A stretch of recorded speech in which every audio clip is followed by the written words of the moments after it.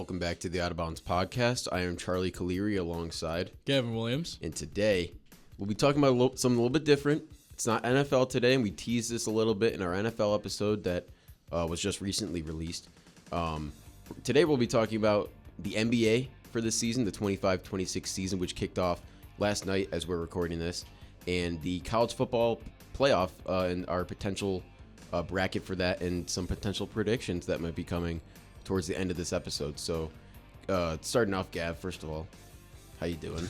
Doing great. Another day in paradise. Big grind this week. Big grind. And then take it to the drawing board one day at a time. Yeah, take it one day at a time is the best way to say it right now. Definitely a lot of things going on here in Allegheny, which is not the norm, but for us this week, it's going to have to be. But anyway, getting to the NBA now, we had a great start to the NBA season last night, probably the best possible that was amazing start that the NBA could have had. On NBC, Mike Tirico on the call. The intro looked great. The presentation I thought looked really good. And I'm really interested to see how Prime and ESPN also evolves their coverage too, even though they've been around for a little bit. But still, you got to have some evolution in this new state of the streaming and everything. But how do you think that broadcast went last night? It was nice to hear Mike Tirico's voice again on basketball, because the first second I heard, I didn't even know that he was announcing the game. I thought it was gonna be Noah Eagle, because I didn't look, and then all of a sudden I turned on the game and all I could think about was Lillard got the shot off, and then against the Rockets in game 5. No, I love that. I love that. And I was saying last night, Tirico's a busy guy, man. I know. He's a busy guy. I mean, the dude does everything. Everything. I know right now it's Sunday night, and then he'll do probably the Tuesday NBA games. Maybe I don't know what the exact schedule is, but if there's a Thursday game, maybe he does the Thursday game too. But that's a lot of travel for Mike Tirico. I mean, you got to think about too. I think he covers not like the announcer, but I know he covers like the Kentucky Derby, and he has the Olympics. Yep. I'm pretty sure he probably does some tennis and golf. He does a little golf, yeah. Yeah, he's all over the board. A goat, just a true goat of the. He might be the next Jim Nance. He's we'll see. The next Mike Tirico. All right. He's the next Mike Tirico. I think it'll be interesting too, because obviously the Olympics are on NBC. Let's see what he does. Maybe he can call a hockey game in there somewhere. That would be great. No, Tirico and hockey would be great. I feel like that'd be nice. I'm sure he's probably done a few, and I feel like I've heard him now. Yeah, on a few hockey games, but that would be incredible. That would be. It's also just the preparation that it goes into for each game. It's crazy, and the fact that he is always just perfect in every broadcast that he does too. It's incredible. Big fans of the Syracuse alum on this show. Yeah. But let's get into the NBA now. Yeah, let's do it. Very excited for this season right now. I'm repping my team, the LA Clippers, repping Chris Paul, my guy. He's back home. He's home. I've been asking for it for years. As long as we've been doing this podcast, I've been asking for Chris Paul to come home, and guess what? He's home, baby. He's home. I didn't know that. Like, his family never left either. No, his family stayed. That's why he wanted to come back to LA, but he never wanted to play for the Lakers. I don't think at this point in his career. So really, when he said, "I want to go back to LA," you knew what I meant. He was saying which team he wanted to go to. Yeah.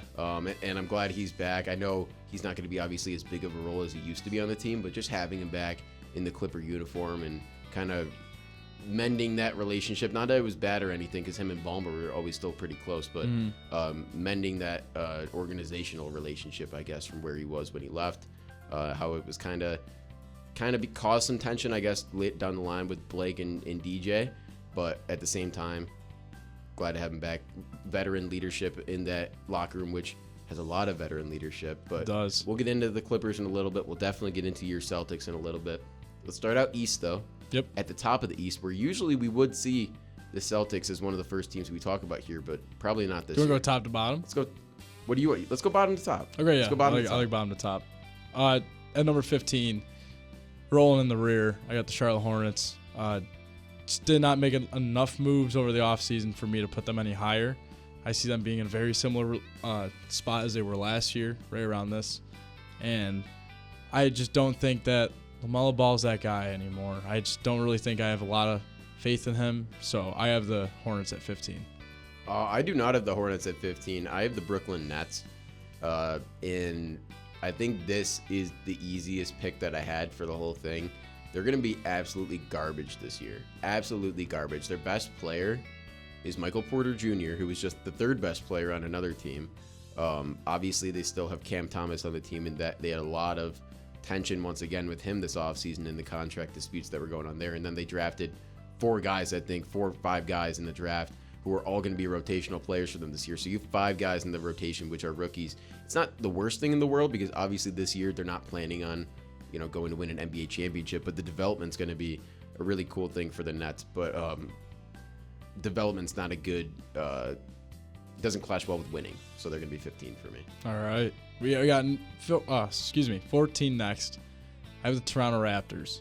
And they did do a little bit over the offseason, nothing too crazy. I'm not liking where this team's direction is. I don't think they're heading in the right direction. And this might be a year where you need to see Grady Dick actually make an improvement because we didn't see that last year at all. And I don't know. I don't have a lot of they don't fire me up at all.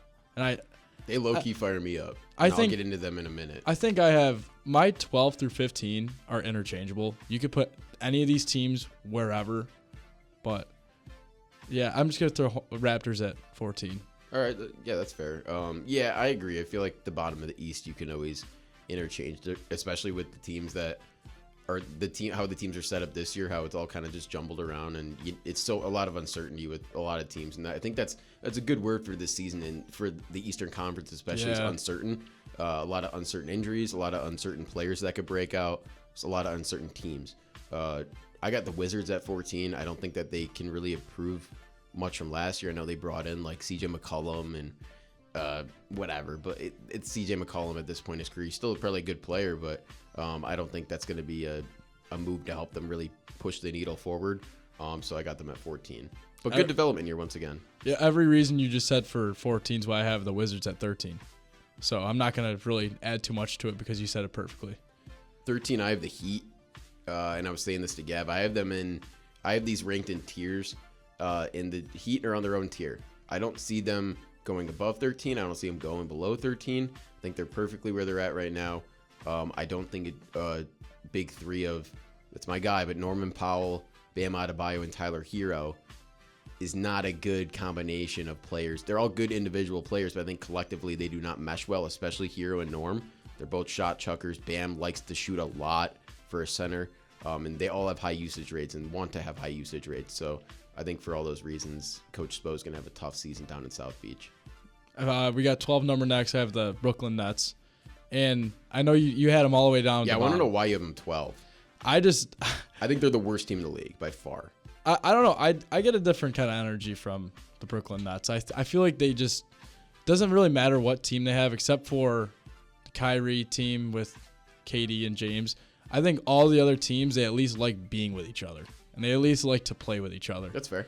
And I just feel like for that reason, I have them above like the teams I already mentioned. I don't know. I just feel like they got better chemistry. And I know they are bringing in a lot of new guys. But I think that just the atmosphere that they have, because they know they're not good. Yeah, true. And like they know their role. But I don't know. I think with their energy, especially that they bring against good teams for no reason on random nights, like I think that's going to help them propel to the 12th seed in my rankings. Fair enough. Starting with my 12 seed right here, it's a different tier for me. Moving up, I got the Chicago Bulls at number 12. And honestly, I'll just talk about all three of these teams at the same time because I think they're I have them in a tier for a reason, I guess. 10, 11, 12 in order is Raptors, Hornets, Bulls. I'm very excited for all of those teams. I think there's a lot of buzz for all of those teams. They have a lot of good young players. I think all three had pretty decent off seasons, the Raptors and the Hornets especially. And I think with the Hornets and the Raptors, I think they both have guys on the team that haven't proved themselves yet, and having the chance to, obviously the Hornets I think with LaMelo have been in the plan before, but that Raptors core has not been really anywhere close to that. And I think that a guy like Scotty Barnes could mesh well with a guy like Grady Dick, who can mesh well with a guy who can have a pretty good season in Brandon Ingram, who they brought in last year too. So I think that's another element to that team that can be brought, that can help out. With the Hornets, I really actually like them this year.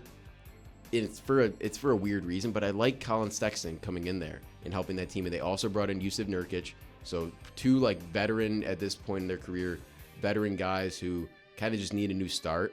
And I think that could always help a team too. So I got Raptors at 10, Hornets at 11, and the Bulls at 12. I'm gonna group 9 through 11 for their own group. I have 11 Bulls, 10 Hawks, 9 Heat. And I know you were really down about the Heat. I'll get into them in a second. Same reasoning for what you said for the teams, for the Hawks and Bulls, for like young energy, but having some veteran leadership. I like the Hawks veteran leadership a little bit more, bringing in KP. And then I think obviously you still have Trae Young on that team. And I feel like the Hawks core has the potential to be like a play-in team that actually gets in. I just don't see them going far, especially knowing injuries on that team. So I'm going to have them at 10, and then Bulls at 11. I have the 9 for the Heat. And I'm a little bit higher on them than you are, clearly. And that's purely the reason of Eric Spoelstra. That's fine, and that's totally fair. And that's pretty much all my reasoning totally is for Spo. Oh, who, shout out, will be the next Olympic head coach. Shout out Love to that. USA Spo. Love that. I did see the Miami Heat team. They do seem to have good chemistry because they were all at his press conference when he got surprised him at his press conference when he got inducted as the head coach or hired as the head coach or whatever it is. For head Team coach USA. for Team USA, which I love. I love that he's going to be the coach of that because I mean we grew up Coach K. That was pretty freaking awesome alongside Jim Boeheim. I mean that was a dream. And then Kerr came in with a new group. I hated that. I hated Kerr as the head coach of that team. For obvious reasons. Still got the Olympic gold. Still got the gold. So that's all that mattered at the end of the day. Now it's Spo, a new but era. I like Spo. New era. And I think this could be an era for Spo where he has this team for 2-3 Olympics maybe. I think he has 2 in his bag though, for sure. And I think he probably plans on 2. I think if you take the job, you're not just doing it for 1 Olympics. So. Kerr did. I know Kerr did have for 2. But he was also on the staff though, so it's a little bit different. It's not like I mean, Spo's been on the staff for a while too, so maybe that is the case. I don't know, we'll see. But I don't know. I just like the way he always rallies his team by the end of the year, just to get into a play-in spot. That's why I got him at 9. I know you got some shot chuckers on that team, but you still have some other good role players like Jaime Jaquez who really took a step up in his career. And I don't know.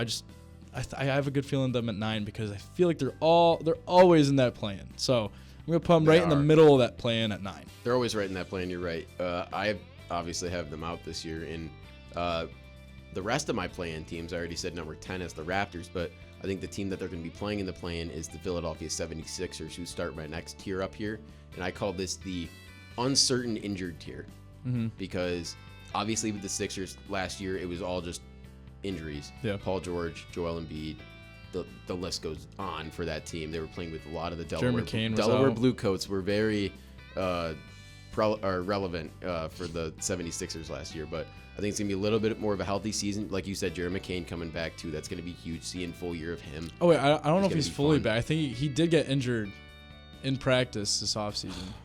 But seeing him back on the court, he'll be back for an extended period of time.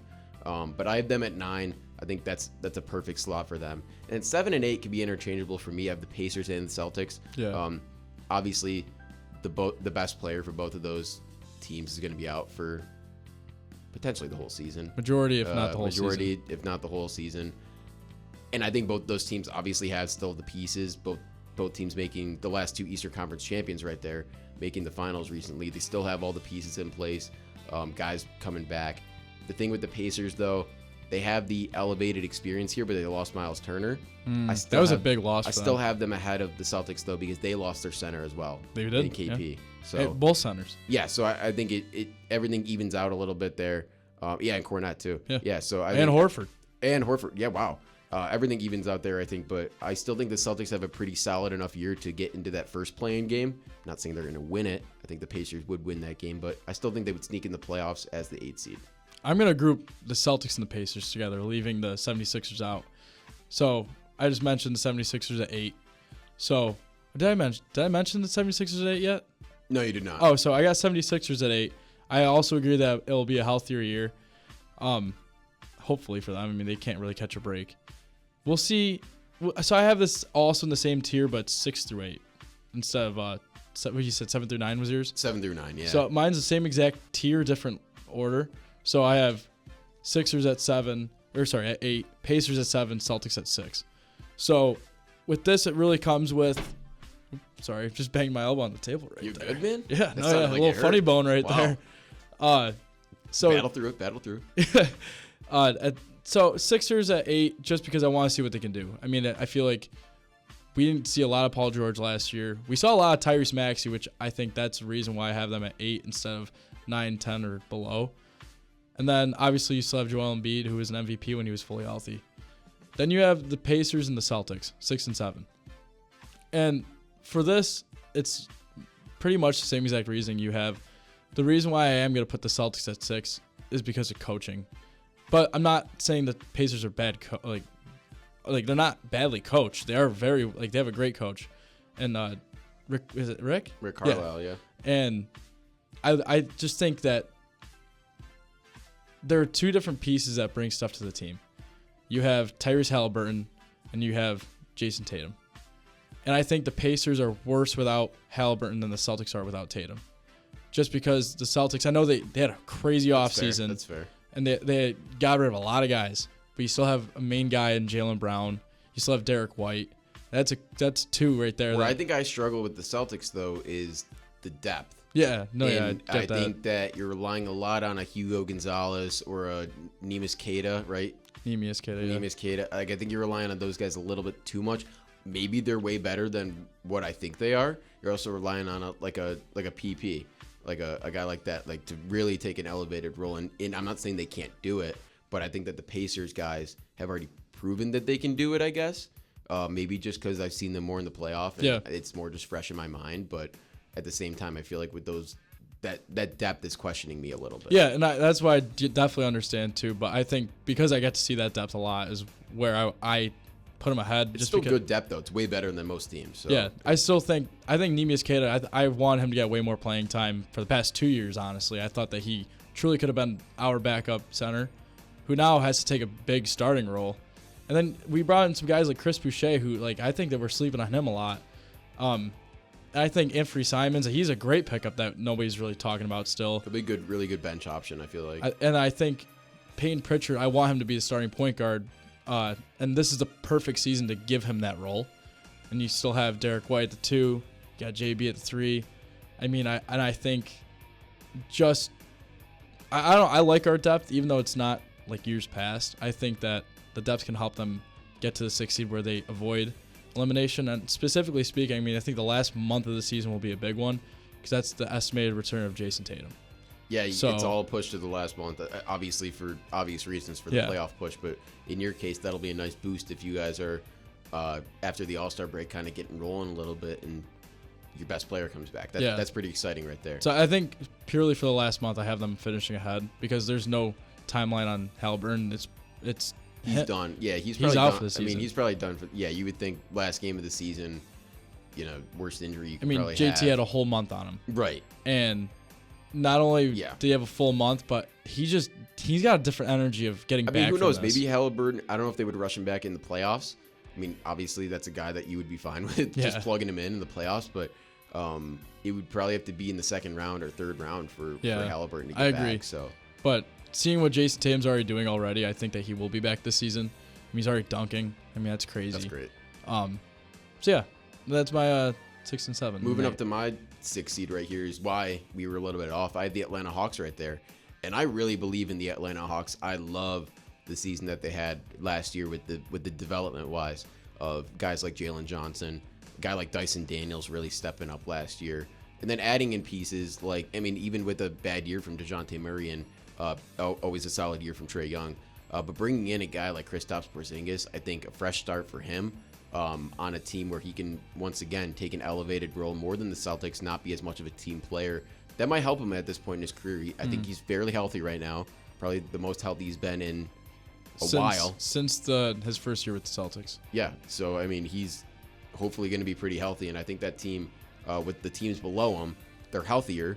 I think they're a little bit better. I think Trae Young needs something in his career at this point. Obviously, he made the Eastern Conference Final, but what else after that? what else after that? So like It this is, is yeah. the year where you really gotta take a look at the Hawks and say, this might be a make or break year for that team. If they don't do well this year and Trae Young doesn't get it done, he's probably gone. He's probably going somewhere else. You might be teaming up with Wemby. Who knows? Yeah. Which would be nuts. But I think this is a big year for the Hawks. I think they're going to respond well to that. I think they're coached very well. They still have Quinn Snyder as their coach. Yeah. And I think they're going to be in the actual playoffs as the 6th seed. Yeah. My 4 and 5 I'm also going to group together, and then my 1 through 3 are all separate. Okay. So my 4 and 5 are the Bucks and the Pistons. Same. So what order? I have Pistons and then Bucks. Pistons 4? Pistons 5. Pistons 5. Bucks 4. I have Pistons 4, Bucks 5. I liked the Bucks offseason more. I liked that they got rid of Dame. He was not made for that team. I love that they brought in a true center, not relying on Brook Lopez anymore. We're going to bring in Miles Turner, who is a better center.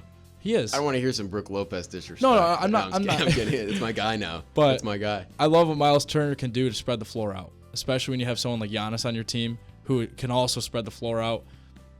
I mean, getting rid of Chris Middleton, I mean, I feel like that's also good because he's getting older in his career. This team's getting younger with the key pieces that they need. So that's why I got Bucks. And the Pistons didn't do too much in the offseason. They have a great coach. They have a great team. And I think Cade's not going to take a step back. But I think 5 through 1 in the East will be very competitive, while we see, 6 through 9 in the East be like teams that just kind of change in and out throughout the whole year. But I think 5 through 1, all 5 of my teams, I think they will be top 5 no matter where they are, undisputed.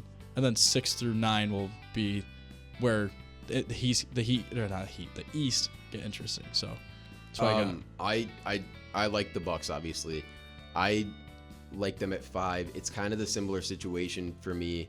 I think they should be closer to the Celtics, but just having Giannis on the team elevates the team so much. And obviously Giannis, I think, is better than any player that the Hawks have had or have right now.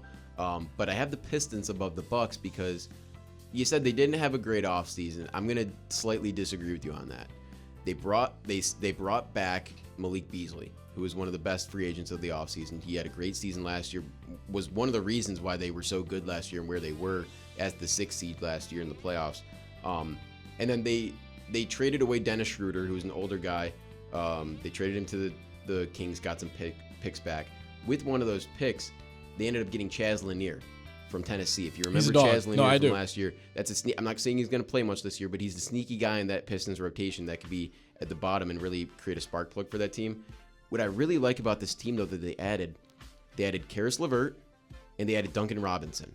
I knew they had a Duncan Robinson. I didn't know about the LeVert. And I think that those two are going to be very, very important, and especially they lost. I'm going to butcher his name, but Simon F.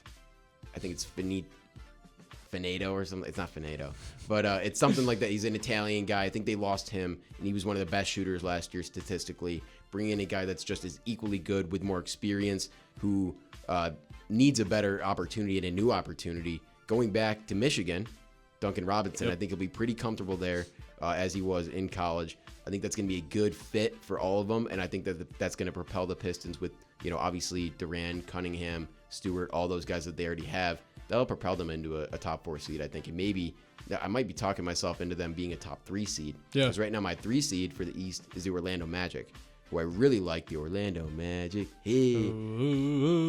They're finally healthy. And I think that's the reason why I have them higher than the Pistons, is because they have, obviously Wagner and my Michigan guy once again, in Banchero, 2 of the top young players in the league, dynamic duo. They had a great offseason as well. I think they're going to be the 3 seed. I also have the Magic at the 3 purely because they're finally healthy. And I do truly believe this. If they were healthy against the Celtics last year, that could have gone 7 games. Because they were very, very hurt in that series. And having your 2 best guys, who I think they stole a game from the Celtics last year, right? And the reason why they did is because their 2 best guys played great games, right? But what they needed was help around them, and they didn't have that help because they were so hurt. I mean, they still have Cole Anthony. He was injured last year during that series. And if they're going to be able to spread the floor more, which is going to help them get a top 3 seed. I also have the Orlando Magic here. I think they will finish above the Pistons. All right, so moving on now, we have the same top two. Yep. By process of elimination, if you haven't figured it out, we have the Cavs and the Knicks. Yep. I am changing my pick that I have written down.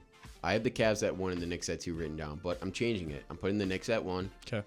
And I'm putting the Cavs at 2. I think the reason for this is I really like what the Cavs did this offseason, bringing in a guy like Lonzo Ball. Mm-hmm. And good for Lonzo, good for the team, I think. Good for their defense. And good for their defense, right. But the Knicks, they have a new coach. They do. They got rid of Tibbs. Mike Brown.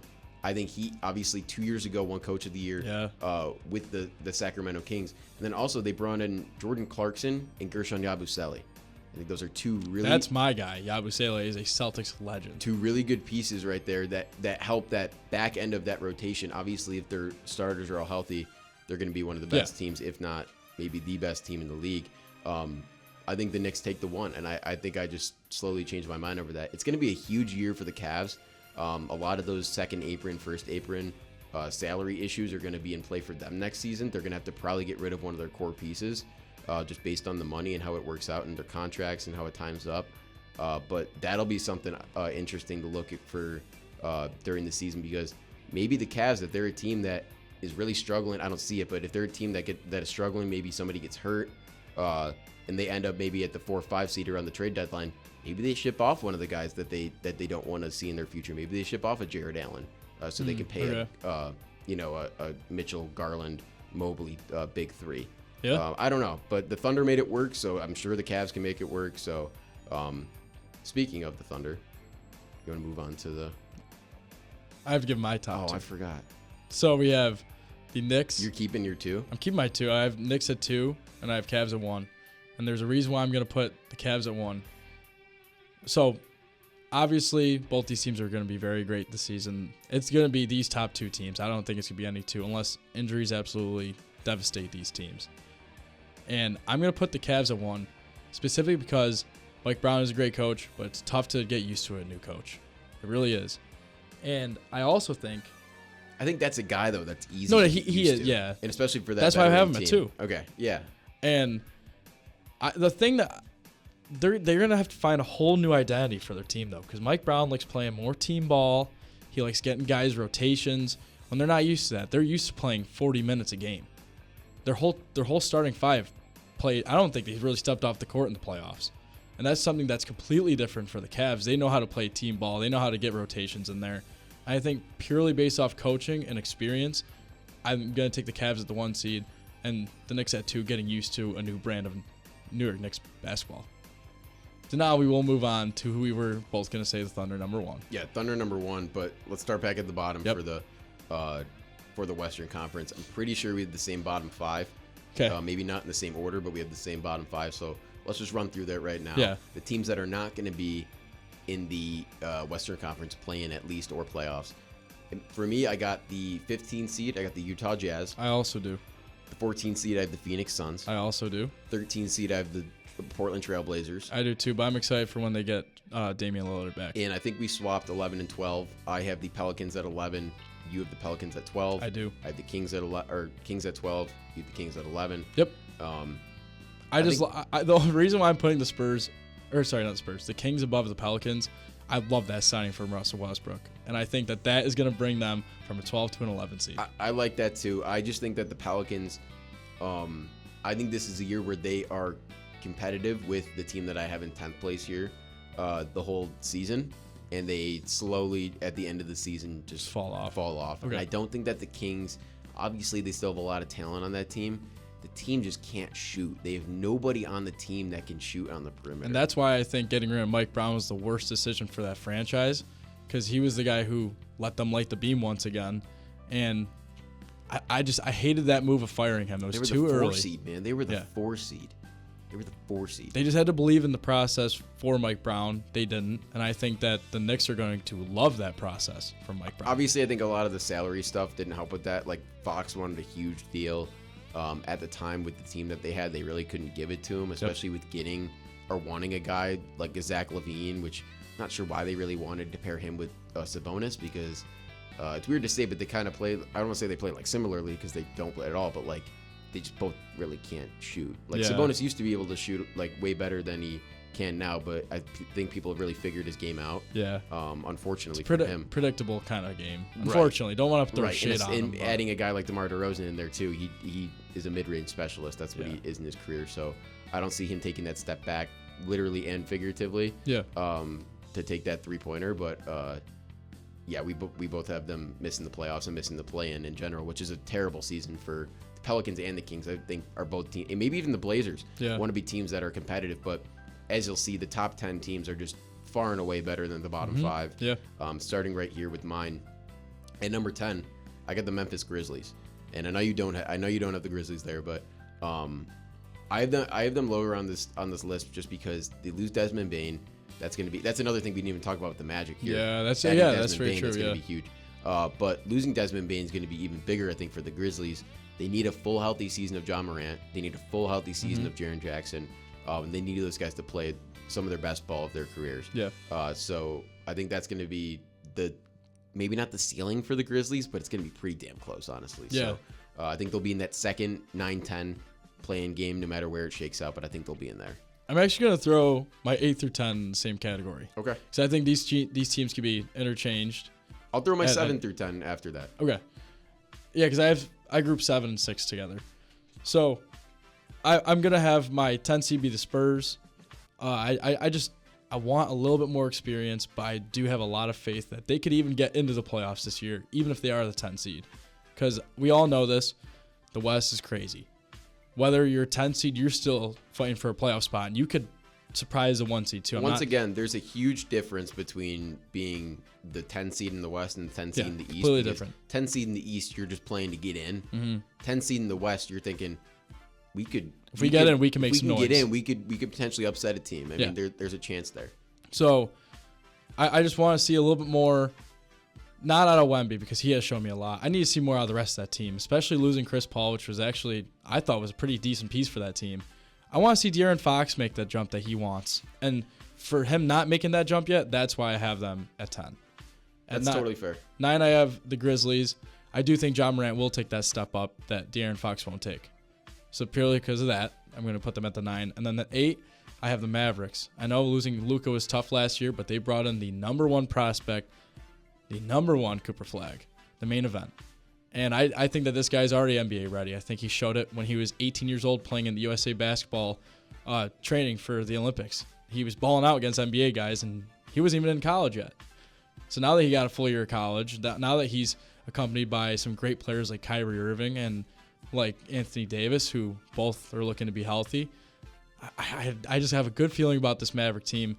Not better. Obviously not good enough. Not good enough, though, to be in the top 7. But I think the Mavericks really can make some noise in that conference right there. Well, speaking of the Mavericks, let's get into my number 9 right now. I have the Dallas Mavericks there.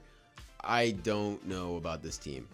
I don't know. I think that's my reasoning why I have them there. I believe in the teams above them more. Not to say that I think easily they could, not easily, but I think they could be a top 5 seed if everything goes right for them. I think they could miss the playoffs if everything goes wrong for them.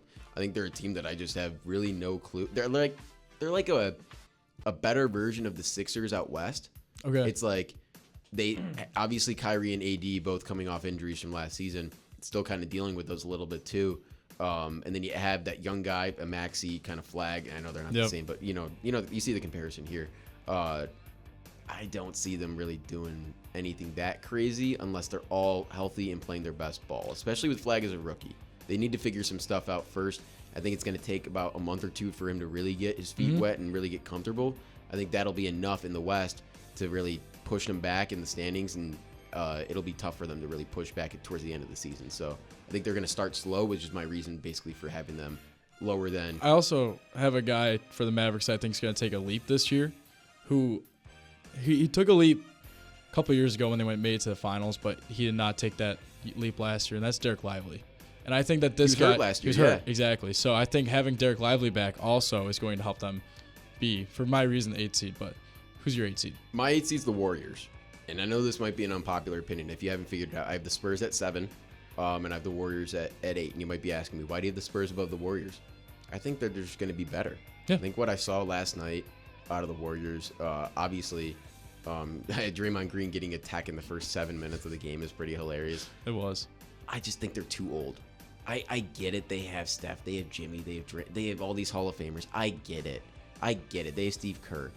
I get it, man. We've seen this before. At some point, and maybe I'm just pumping the tires on Steph Curry here. At some point, they're going to have to fall off as a team.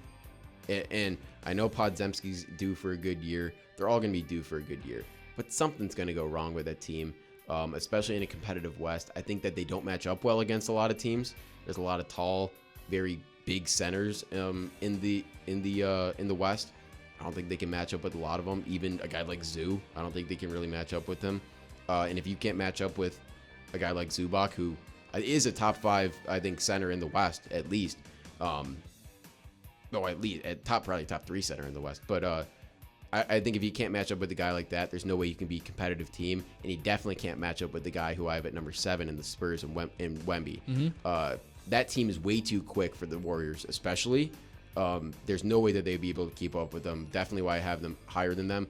I just think also they're a team they're ready. Like they're ready to take that next step and be a competitive team. I think they're 1 year away.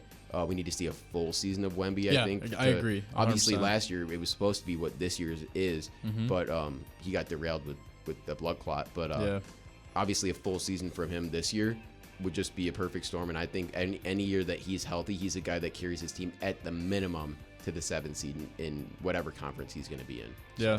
I mean, it was hard for me to actually keep them out of the top 6. I really like the Spurs. I really like how their team's constructed this year. I forgot to mention one more thing for the Mavericks. I'm just staring at my computer. I thought of another idea. And it's still having Klay Thompson even though he's old. So I think that's another reason to further it for my 8 seed. 7 seed, I have the Warriors here. And I know you have them, what you said, 8 seed for the Warriors? I have the Warriors at 8, yeah. Yeah, so I'm going to have them at 7. And I do like the experience here. And I know they're old. I know it's not looking great. But I just love the addition of Al Horford for that team. Being able to spread the floor that Steph Curry has not had in a center in his career. He had Andrew Bogut. He had Kevon Looney, but he didn't have a guy who could shoot the corner 3 like Al Horford could. I don't think he did. So I know they're old, and that's why they're not higher than 7. And because I kind of grouped them together with my 6th seed in the Lakers. But I think also have the Lakers at 6. But I think with the Lakers at 6, there's a little different feeling when you have Luka getting a full season in an LA uniform. That's scary. Obviously, you still have LBJ on that team, and you still have guys like Connect who can also take a great leap in this year and take a better role in that team that he wants to have. And I got the Lakers at 6 here. I like the Lakers at 6 too. I have them above those teams just because of like the 2 guys that you said, Luka and LeBron. Their depth, though, is really what's pushing me away from moving them higher up on this list. I think just for that, I have them 6. I just hate these guys. So I'm going to group 5 and 4 together. I have 5 Clippers, 4 Timberwolves. I couldn't decide which one to put ahead. Couldn't decide to put which one behind.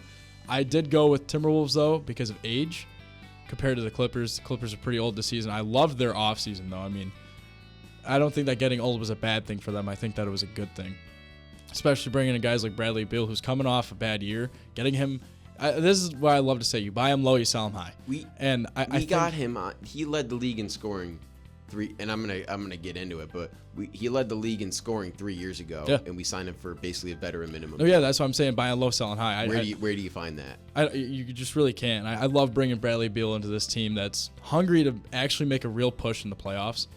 And I think with especially health, that's why I do put them a little bit behind the Timberwolves, just because of their recent injury statuses in the past couple of years. And then I have the number 4 seed Timberwolves here. I love what Ant's doing for that team. I love that group around them, how they really rally together as a team. It's not just Ant ball, it is Timberwolf basketball. And got the Timberwolves at 4 there. I have the Timberwolves at 5. Once again, I really like that team. But I think that we're on the Clippers are on the same level as the Timberwolves. I agree. Both with the depth and with their starting 5.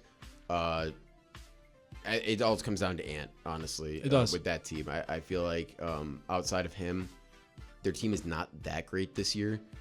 Guys are getting a lot older, like Rudy Gobert and Mike Conley. Obviously, still two productive players at their positions. Big role players, but they are getting old. But they're getting older, and they need a guy like Jaden McDaniels to really step up this year. They got KD, but we got Jaden McDaniels. We got Jaden McDaniels. Still love that quote. But moving on now to my Clippers, and I'll really get into it now. Yeah. We had our best offseason that I can remember in a while, and the most enjoyable offseason I think we've had in a while as well. The only really key pieces that we've lost are, shout out to my guy Amir Coffey. He was on the team, longest tenure Clipper before the end of this year. Yeah. Now he'll be going to Milwaukee, new journey with them. So shout out to the Coffee Bean. I'm gonna miss that guy. He would turn up at certain times. It would be the most random time, but the coffee shop would get going at certain times. And then we lost Norm, obviously, in that trade to Miami, which ended up being a huge deal because in that three-way trade we ended up getting John Collins.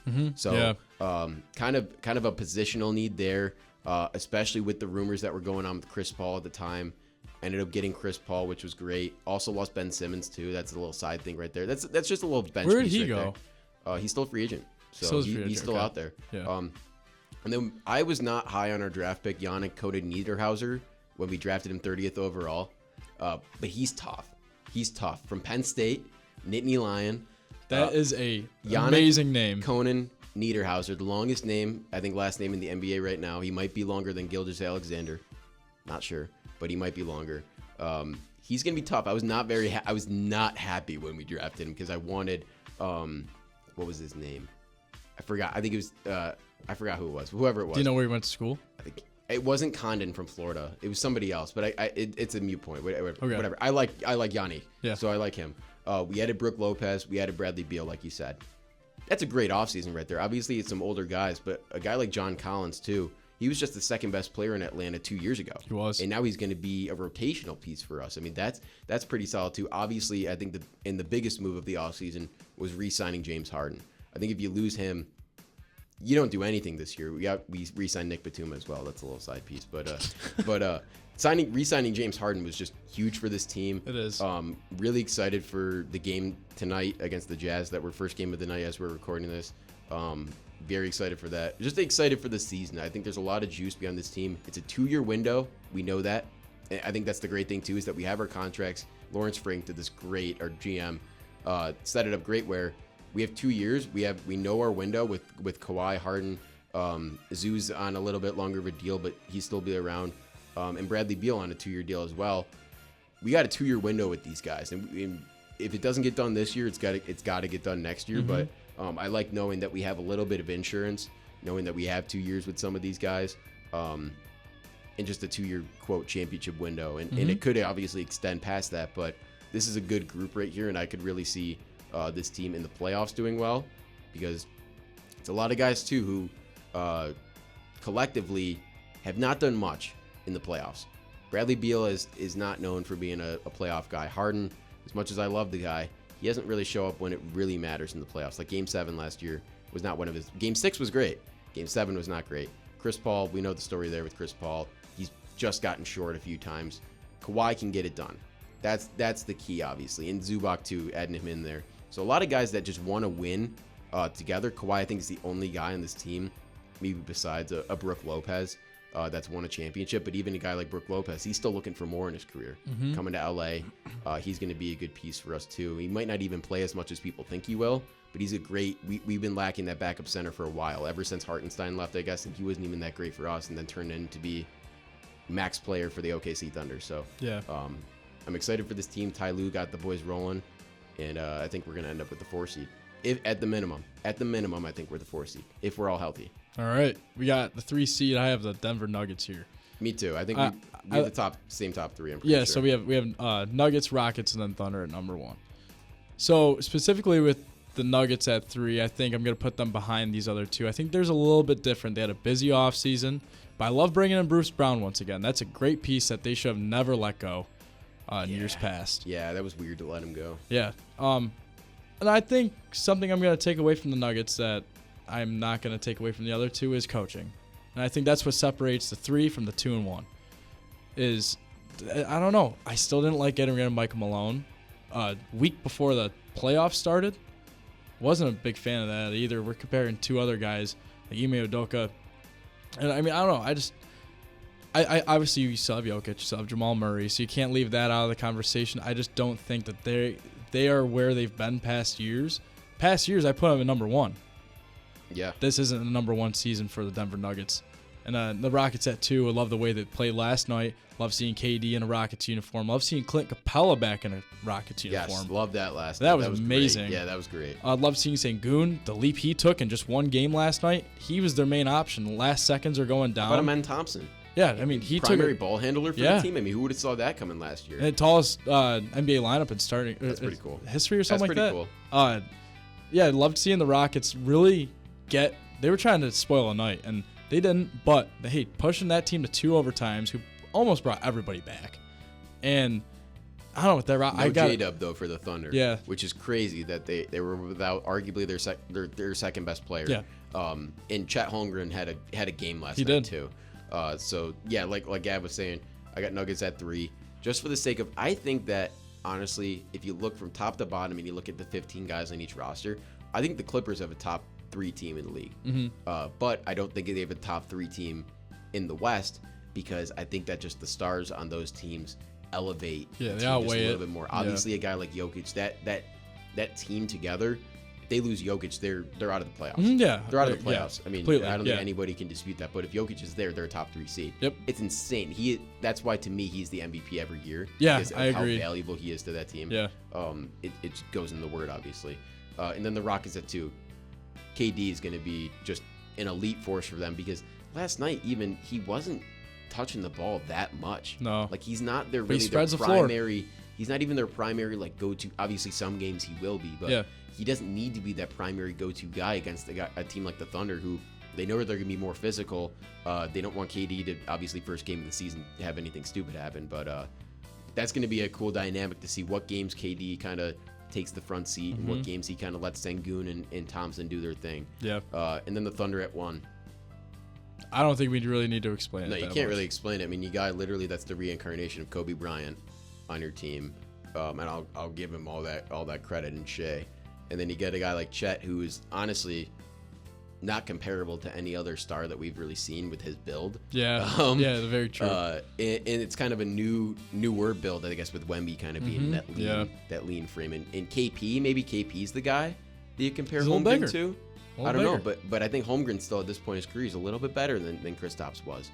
So it's just a cool dynamic from the Thunder, and honestly just an incredible team that they built, and that's going to be a cool storyline to follow throughout the year. I still love the fact that they brought in Caruso. I mean, I still can't get over it. I mean, I know it's been a year, but I just can't get over it. And that's going to be a thing. So amazing. I think this is their last year probably with Caruso, just based on the money that's working out. So the aprons and everything like that. It's gonna be a good NBA season.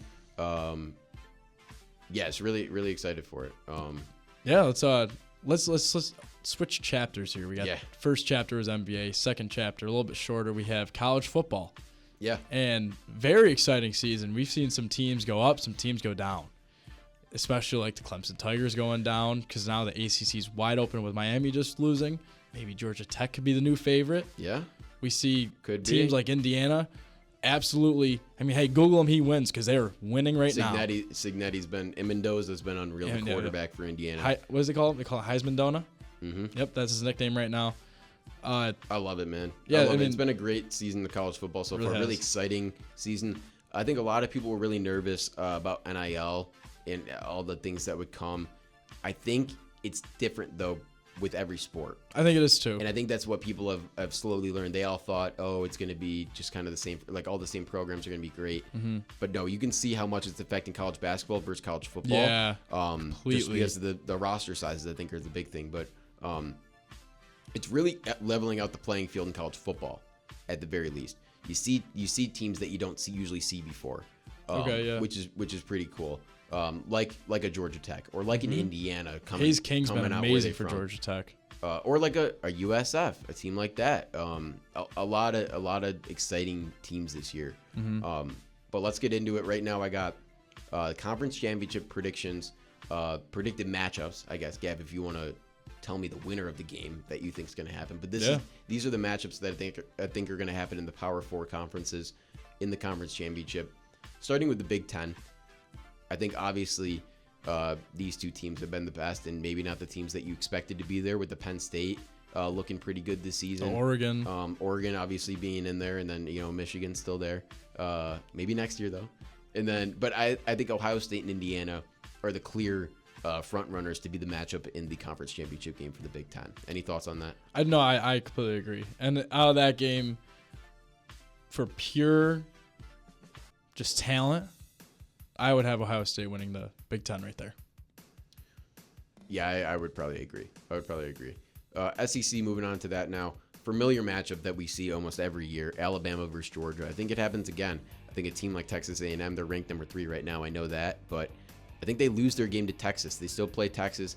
Obviously, Texas beat Oklahoma earlier in the season in the Cotton Bowl, demolished Oklahoma in the Cotton Bowl. I think they're going to do it again at home against A&M, which would knock them out of this game, and then be a rematch of Alabama-Georgia. Who do you think would win that game? It's tough to be the same team twice. So, and by the way that Georgia's looking right now, ever since they lost to Bama, they've really turned their season around. When people thought it might fall off, they're back in the top 5 just like that. So I'll take Georgia in the SEC championship. All right. But we'll see what happens if they ever meet again. Yeah. ACC would be the next one. And I got Georgia Tech and Miami in there. Any disputes with that? No, I don't dispute it. I think those are 2 teams I would also throw in there. Obviously, I'm a big ACC football guy. I think these 2 teams are very college football playoff ready. They're far and away the better teams, I think. It's weird because you thought preseason, Clemson, SMU, those teams would be in the mix, but not anymore. They have really fallen off. I mean, honestly, I think a sleeper team for the ACC right now is Pitt. If I were to put a sleeper in there, it'd be Pitt. Because we saw Florida State, we were like, wow, they could be ACC champions after this year. They completely fell off. So Georgia Tech versus Miami would be a great game. And honestly, in that game, based off of matchups, I think I would have Miami winning it. I like that Carson. I like Hayes King a lot, and I think they're playing. And they also have, it's not King Hayes, but they have what? It's kind of like reverse names. Mm-hmm. I think it's a running back. They've been playing really well in Georgia Tech, but that game will be for Georgia Tech. My prediction, coming off a loss to Georgia, and that would not be the same story for Miami. That's going to be a game this year. Yeah, I didn't even think about that. I didn't even think about that rival. Oh, wow, that's last game of the season. That's gonna be incredible. So I would have Miami winning that game, but yeah, Georgia Tech Georgia will actually be something to really watch this year. Obviously, rivalry, so it's always a game you want to watch because they always get chippy. And the Iron Bowl, I think, is going to be really good this year with Alabama Auburn. Yeah, but Auburn took a step this year. I mean, they were top 25, but they're not anymore. But still a good team. Caliber. Still a good team, and obviously we saw 2 years ago with that 4th down, Auburn should have won the game. Mm-hmm. Should have won the game, but they blew it. Alabama went on to play Michigan in the college football playoff, lose to them. Michigan went on to win the national championship. Okay. But moving on now to the Big 12 conference championship prediction. This one is a little bit different because you have about 4 or 5 teams that could get in. Yeah. There's a lot of uncertainty in that conference. But I nailed it down to Texas Tech, who I think is the team that's going to be in. And then the 2 teams that I have in there is Cincinnati, who you might not expect. Mm-hmm. You might put a BYU in there. You might throw an Arizona State still in there. Those are the 4 teams. But I got Cincinnati. Those are my 4 teams. I got Cincinnati. Texas Tech, Cincinnati, BYU, Arizona State. Very competitive between the 4 of them. I mean, Arizona State just beat Texas Tech. So it's very competitive in the Big 12 right now. Personally, I'd like to see BYU in there. I think BYU can win this conference out. But out of those 2 teams, I think Texas Tech would get it done. You think if BYU's in there, they win, though, against Texas Tech? If it was BYU, Texas Tech. Now, that's a real game. Now, I still think Texas Tech might win that game, but I want to say BYU wins it. Okay. But if it was BYU, Cincinnati, I think BYU beats the brakes off them. All right, fair enough. Then Gavin, on the other side here, when I was making those, he made his own top 12 prediction for the college football playoff bracket. I do. So let's get into that right now because that's pretty exciting too. Yes, what we're going to do, we have the bracket, and I'm going to have Charlie predict my bracket. So at number 12, we have USF. USF? I do. I think that's a group of 5 team that's going to get the auto bid. I'm not seeing another group of 5 team that I liked Memphis a lot. And I was going to throw Memphis in here, but they've kind of taken a step back. And actually, this Saturday is USF versus Memphis. So I feel like that could be a huge game. That is a huge game. To dictate who gets in. Is it in Memphis? I think it might be in Memphis. I don't to know. watch. That's a game to watch. It's ESPN 2, by the way. But I think USF can get the game. They had a huge win over Florida this year. I'm just really liking the way USF's playing, and I think that their schedule is. I don't want to say it's easy, but it's winnable. Favorable. Yeah. Favorable. Yes. Especially in the American. Yep. It's a winnable conference, especially with Houston being gone. Because, I mean, they ran that conference for years. They did. So now my 11th seed, I have Miami. Because it's funny because in this, I have Georgia Tech winning the ACC. I think I literally just said the opposite. But you know what? Because it's already made, we're just going to roll with it. Yeah. So Miami at the 11th seed. I don't think I really need to explain too much. They took a really big hit against Louisville. But I think that they will rally, and I think they will win out for the rest of the year, except for the ACC championship, where I did say they win, but now I'm going to go back to my roots and say Georgia Tech. But at the 10 seed, purely just off their schedule, I think Notre Dame will get in. I think obviously Notre Dame taking 2 really big hits to start the season with a really hard schedule that they had. I think they'll still sneak in here, find a way to get it done. Number 9, I have Ole Miss. This is the first SEC team that I have mentioned. We'll mention a couple more. I really like the way that Ole Miss is playing this year. They just came off a bad loss from Georgia. Not a bad loss. Obviously, the loss to Georgia's good. But, I think that they should have won that game, and they handed the win away. They outplayed Georgia, I think. But Georgia, good teams find a way to win. So. And then number 8, I have the Big 12 champion in BYU, who I think will actually win the Big 12. So that's interesting. You, not to spoil the rest of your list, but you left out Texas Tech and or Cincinnati out of this list because you have BYU winning that conference. Yeah, I will. Do you want me to say my first couple of teams out? Or do you want me to save it? Yeah, go for it. Yeah, so I have my first couple of teams out. I have Texas Tech, Vanderbilt, and Oklahoma. Those are my 3. I checked, because I really wanted to throw Oklahoma in here at 11 instead of Miami. But Oklahoma has an awful schedule remaining, and they're not going to win out. And I think if they want to make the playoff, they might have to win out, especially with that loss to Texas. They have a really hard schedule. So does Vanderbilt. Vanderbilt has a really, really challenging schedule left. But if they got that win over Bama, maybe we'd be talking differently. Yep. Yeah. At number 7, I have the ACC champion in Georgia Tech. Love the way that Hayes King's playing. I love the way that they, specifically a game that I just want to point out was the Clemson game when Clemson was good. That game was just electric, fired me up. Then we have Bama at 6. And I have them at 6 because I would predict that Georgia would beat them in the SEC championship, but it's not enough to knock Bama back too much. So I got them at 6. And number 5, I have Oregon. That's the first Big Ten team I've mentioned on this list because I think it's very, very top heavy between SEC and Big Ten, and then the rest just kind of filter out. Yeah. 4, I have Indiana losing to Ohio State in the championship. I don't think Indiana loses another game except for the Big Ten championship. And then I have Georgia at 3, and then I have Texas A&M at 2. Who would have thought that? Because season? I think they beat Texas in Austin, and I think that if it was my prediction, I think it would be Texas A&M and Georgia, and I think Texas A&M will beat Georgia in the SEC championship for the first ever SEC championship in their franchise, in their program history. And then I have Ohio State at 1. Now let's go into some matchups. So we have number 12 USF at number 5 Oregon. Who you got winning? This is a tougher game than people think it is to pick, but I'm still going with Oregon. I think that team, obviously a lot of them have been there before.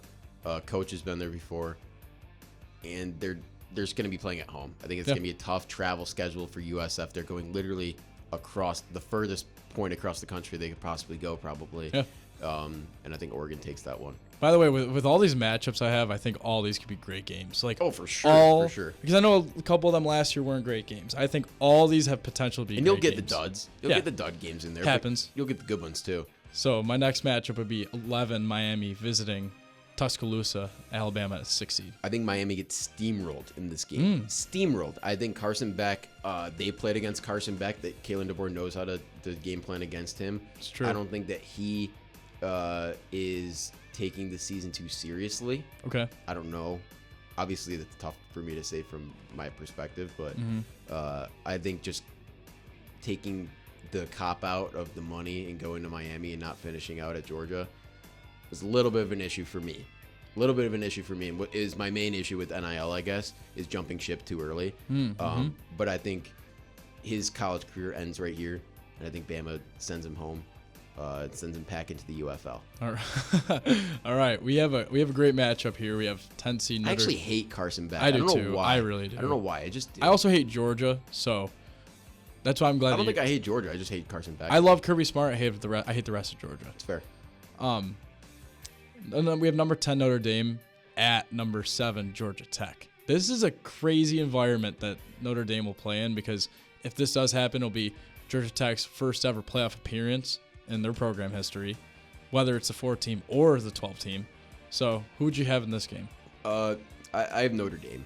I think that Marcus Freeman is going to bring that team into Atlanta and really let the team know that maybe not this year. I mean, this might be their only chance, Georgia Tech, in the next few years to get in. I agree. With just the team that they have and all the seniors that they have, really.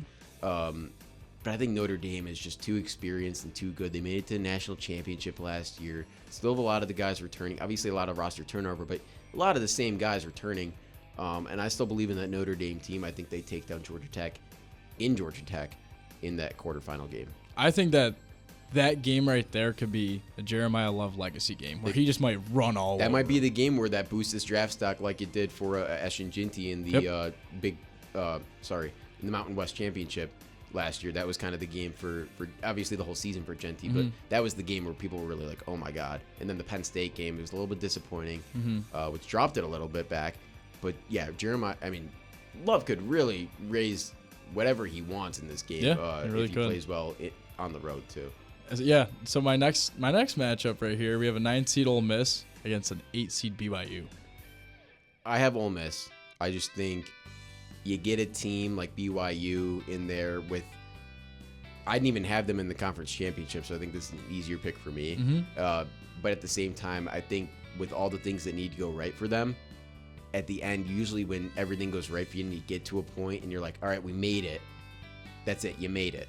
And that's it. And I think that they're going to lose that after that. I think Ole Miss wants bigger things this year for their program. I think they expect bigger things for their program, maybe than a BYU. And I think that they would take it on the road. That'd be a tough place to play in Provo. It would be. But I think they would take it. I'm not going to lie. I think Ole Miss would beat the brakes off BYU if that did happen. Just because of pure experience, SEC versus Big 12. We know the records when it comes to that. Then we would have here, you would have Oregon against Indiana, which we've seen. Do you think Oregon gets back at Indiana? No, I don't. I think that this is a situation where I think if Indiana was the team that played first and Oregon had the bye, I think I'd pick Oregon. But I think that bye is really going to help Indiana that week. It might not. It might not. Sometimes it doesn't help a team. But I think that would help that team specifically and help Mendoza prepare for an Oregon team that they know that they would most likely be playing. Having a full week of preparation for that, unbothered by another game. Maybe 2 weeks of preparation. I think Indiana takes that one in a neutral site too. And then the next matchup here that I would predict, and I guess me and Gav would predict, is number 6 Bama. Yeah. Would be playing against Georgia, and this would be number 3. This would be the number 3, and so in the first matchup Bama won. You had Georgia winning in the second match. Yep, I did. Who do you have winning in the overall fight to the semifinal? It's tough to beat a team twice, but when you both do it once, it's a little bit easier. Okay. Right? It's a little bit easier. Yeah, right? yeah. So I think that's going to take me back to the first matchup that they had. I'm going to take Bama. All right. I'm going to take Bama. I'm very confident in this Alabama team. Yeah. Ty Simpson is legit, and Mendoza is legit too for Indiana. And I think that the quarterback play is going to be especially big in the playoff this year. Yeah, I do too. Next game, you have Notre Dame versus Texas A&M. Give me A&M. This is where the road ends for Notre Dame. They're a little bit too high coming off the win in Georgia Tech, in Atlanta. I think I'm serious. No, I like this a lot. That's what I'm thinking. And then they're going to go in to a neutral site, probably in the South, and play Texas A&M in one of their best seasons in their program history. Their fans are going to travel well for Texas A&M. They're going to be juiced for that first playoff game in their program history too. And I think that they would take that game. I don't want to say easily, but I think by 2 scores. And that was a game that we saw week 2, which was amazing. Back and forth game. Now we have the I skipped one. It's tough to beat a team twice, but I think that far apart in the season, it's a little different. It's a little different, yeah. We have 9 seed Ole Miss against number 1 seed Ohio State. As much as I want to pick Ole Miss in this game, I just can't. Ohio State's legit. They're the best team in the country right now, and probably will be the best team in the country up to this point too. So I'm going to take them. All right. So the semifinals are set. We have 4 seed Indiana against 1 seed Ohio State for the rematch of the Big Ten championship that we're predicting. Yeah, I'm going to take Ohio State again. Once again, it's tough to beat a team twice, but I don't know, just something about the Indiana team. The wheels are gonna fall off. Kind of like it did last year. And last year it fell off in the first round against. They didn't play Penn State, did they? I don't remember who they played. No, because Penn State played SMU. Yeah, they played SMU. I just remember Indiana they played a competitive game. Was it Notre Dame? It might have been Notre Dame. I think it was Notre Dame. It was the Indiana matchup. Yeah. Yes, they got smoked by Notre Dame last year, but I think that this year, obviously winning and having a bye in the playoffs is going to be another step for them. But I think that's where the road ends, and I think Ohio State goes on to play for the national championship, which I think they're just on a collision course for at this point. I think they are. Next game you have is Texas A&M against Alabama. This would be an amazing game. This would be maybe game of the year, better than the national championship game. I'm taking Alabama. That might be a bold pick. The fans are going to die down a little bit from Texas A&M, and Bama's been here before. Everybody at Bama's been here before, I feel like. So even at number 6, I think they slide into the national championship game, and we have a number 1 versus number 6 in the national championship. Yeah, and that would be Ohio State against Alabama. Who would you have in that game? As much as I hate Ohio State, no, I can't pick them. I'm picking Alabama. I think that, like I said, I think the quarterback play is going to be the most important thing in this college football playoff. I think that they're just not. Sayan's not there yet. He's there. I don't think he's there either. He's there, but he's not there. And I think in the national championship, you got to be there. Ty Simpson is there. Right now, he's the front runner for the Heisman with Mendoza. It's going to be probably one of those 2 guys, if not a defensive player, maybe gets it and sneaks in there at the end of the year. But I think Alabama, they're battle-tested throughout the season. They would definitely be throughout this playoff. They will be battle-tested after this. Yeah. And I think that, once again, just the experience of DeBoer and the experience of the team in general and just the program and just being there, I think it's going to derail a back-to-back championship potential season for the Ohio State Buckeyes. And I think that Alabama ends up winning the national championship in January. So, what would you think? I'm going to give you a hypothetical that would never happen. But just for some laughs. If you're Alabama, you're the athletic director. Do you say, hey, DeBoer, set this one out. We'll bring back Saban for this game. Wow. That would be electric. I think that would be fun if Saban was the coach and DeBoer was just an OC. Yeah. Or one of the coordinators. That would be really electric. Funny. Yeah. No, I'm just being funny there. No, that'd be great though. Yeah. Game day would be great that day. Yeah. With Ohio State Bama. Yeah, I mean, this is a good college football season, great NBA season as well. This is a good episode. We got a lot of good points out here. Long one though. That's much needed though. Thanks for sticking with us, guys. We really appreciate it. If you haven't already, make sure you're following us on our Instagram at Out of Bounds Podcast with a dot between every single word. Yes, it is. Make sure you're keeping an eye out for maybe some of our visual podcasts coming out soon too. Stay tuned for that. But other than that, I mean, excited for the NBA season. Excited for the end of the college football season. We'll probably have another college football episode when the playoffs actually arrive. Towards the end of the semester here, towards late November, early December. But excited for the last 2 endings of the start of the season and the end of the season. Gav, you got anything else? I'm just really excited for this. I mean, I'm excited for the NBA, but as of right now, I'm still in college football mode. It's football mode. It's a football season. And we will have our next episode will be a regularly scheduled NFL episode for the Week 8 recap and our Week 9 picks. So stick with us there. Go Pack, go as always. Go Bills. And as always, have a day. Have a day.